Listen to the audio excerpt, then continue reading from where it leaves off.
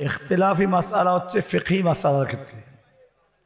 যেমন আমাদের দেশে স্পষ্ট কিছু বিষয় আছে, কেউ হাত বাঁধে বুকের উপরে, কেউ বুকের নিচে, কেউ নাভির নিচে, সব ব্যাপারে হাদিস আছে।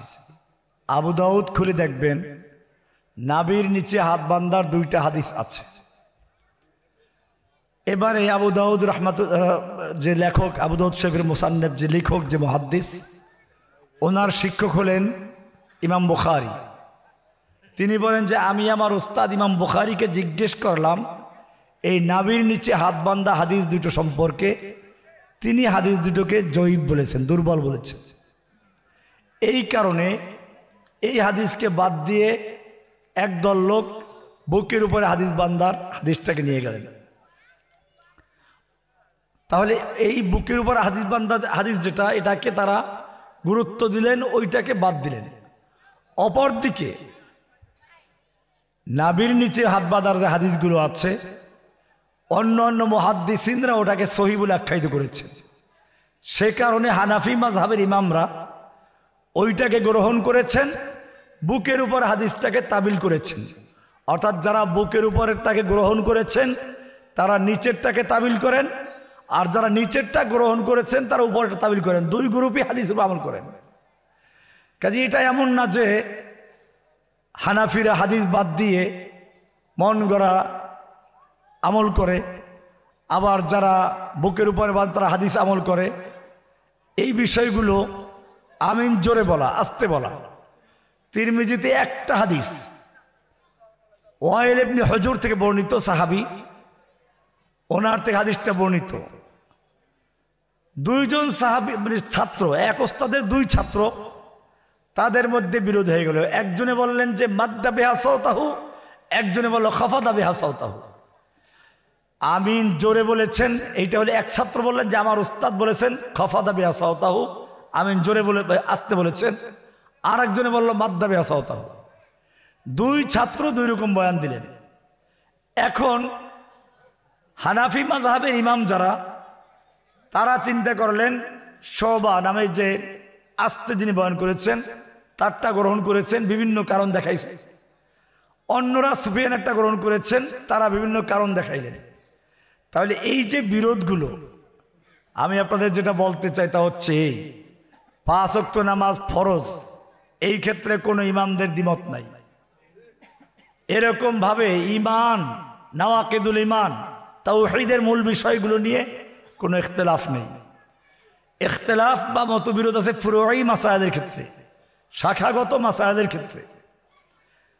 আর এইগুলো অনেক আগের থেকে চলে এসছে, চলতে আছে, থাকবে কিয়ামত পর্যন্ত। যদি কেউ এগুলো ঐক্যবদ্ধ করতে চায়, ঐক্যবদ্ধ হবে না, আরো গন্ডগোল লাগবে। এগুলো নামাজের কোনো মৌলিক বিষয় না। মাথা একটা দেহের অংশ, হাতও একটা অংশ, আঙ্গুল একটা অংশ। আঙ্গুল কেটে গেলেও মানুষ বাঁচে, মাথা কাটলে বাঁচবে? তো নামাজের কিছু আছে ফরজ, রুকু করা, সেজদা করা, তাহরিমা, কেরাত পড়া, এগুলোর কোনো দ্বিমত নেই, সব মাযহাবে এক। ইখতিলাফ হলো হাত কোথায় বাঁধবো, আমিন জোরে বলবেন আস্তে বলো, মুস্তাহাব নিয়ে। এরকম অনেকগুলো মাসাইল আছে। এখানে অনেকগুলো মাসালা উত্তর দিলে অনেক সময় আমি মৌলিক উত্তর দিয়ে দিলাম যে এই মাসালাগুলো নিয়ে যে বিরোধগুলো আছে, এরকম প্রায় 500 মাসালার মধ্যে, 500 না আরো বেশি, প্রায় 1200 মাসালার মধ্যে দ্বিমত আছে। হাত কোন জায়গায় বাঁধবেন, উপরে না নিচে, কোন পর্যন্ত উঠাবেন, এরপরে আপনার ঈদের নামাজ নিয়ে, ঈদের নামাজ তাকবীর কয়টা হবে, তারপরে আপনার এরকম সব জায়গাতে ঈদ কবে হবে, এখানে একটা প্রশ্ন আসছে, সারা বিশ্বে একই তারিখে ঈদ করা যাবে কিনা। এখানেও 2 রকমের মতামত আছে, 2 পক্ষেই দলিল আছে। যারা মনে করেন যে সারা বিশ্বে একই তারিখে সিয়াম ঈদ পালন করা শুরু করা দরকার, শেষ করা দরকার, আপনার কাছে যদি ওই দলিল বুঝে সেটাকে আপনি করেন। কিন্তু এ কথা বলা যাবে না যে আপনি যেহেতু ঈদ করলেন, যারা এখনো এই দিনে রোজা রাখলো তারা ঈদের দিনে রোজা রেখেছে, হারাম কাজ করেছে। না ভাই, উনি তো আসলে আপনি যেরকম আজকে রোজার দিন, ঈদের দিন মনে করলেন, উনি তো এই দিনটাকে রোজার দিন মনে করতেছেন। তো সেই জন্য উনি রোজার দিনে রোজা রেখেছেন। উনি যদি বলে আপনি রোজার দিনে কেন ঈদ করলেন, আপনি গুনাহ করেছেন।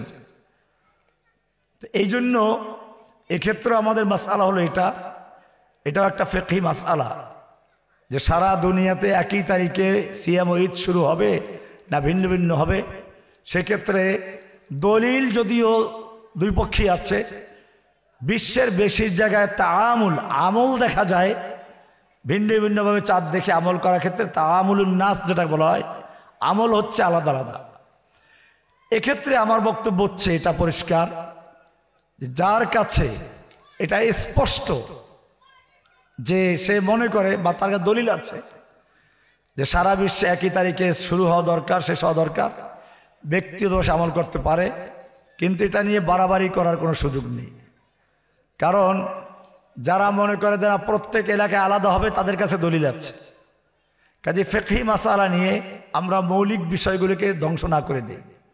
আমাদের কাজ হচ্ছে আল্লাহর জমিন, আল্লাহর দিনকে বিজয়ী করা, তাওহীদ প্রতিষ্ঠা করা। এখন দুনিয়া ঐক্যবদ্ধ একটা হাওয়া চলছে। আপনি দেখেন চরমনার পিসাব আর জামাতের আমির একসাথে মঞ্চে ওঠে, এটা কি কল্পনা করা যায়?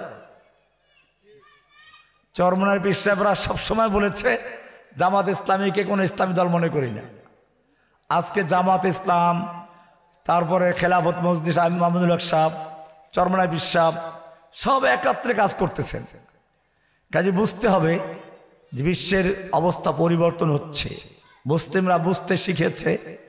এখন আমাদের আর গণ্ডগোল করার কোনো সুযোগ নেই, ফিকহি মাসালা ইখতিলাফ করার সুযোগ নেই। কাজে আমার পরামর্শ হচ্ছে যেই অঞ্চলে যেভাবে আমল করে ফিকহি মাসালার ক্ষেত্রে, সে অঞ্চলে ওটাকে প্রাধান্য দেওয়া। কারো যদি ব্যতিক্রমী দলিল থাকে বা বুঝে আসে, সে ব্যক্তিগত আমল করা, এটা নিয়ে ফিতনা ফাসাদ তৈরি না করা।